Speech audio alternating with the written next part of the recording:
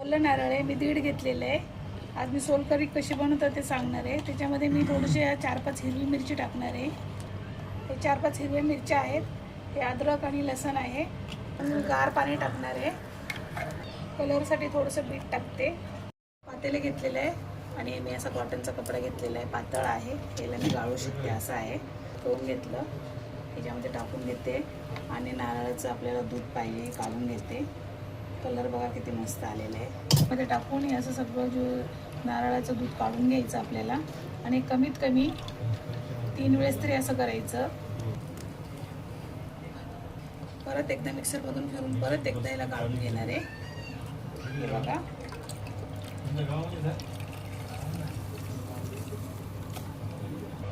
आणि हे मी कोकमचं आपण गर काढण्यापेक्षा मी कोकम शरबत वापरते. त्याला पण जरा गाळूनच घेते, पाणी मिक्स करून गाळून घेतलेलं आहे. आणि जे मी नारळ सगळं काढून वाटून हे केलेलं आहे ते वाटण्यासाठी आपण वापरू शकतो, त्याला टाकून द्यायची गरज नाही आहे. हे बघा हे असं काढून घ्यायचं आणि चवीपुरतं मीठ टाकायचं याच्यामध्ये आणि मी हे अर्धा चमचा मीठ टाकते. हे बघा हे माझं रेडी झालेलं आहे. आता मी वरून थोडीशी कोथिंबीर टाकणार आहे. सोलकढी माझी झालेली आहे बनून. अशी तुम्ही बनवून बघा. आता सध्या उन्हाळा पण चालू आहे.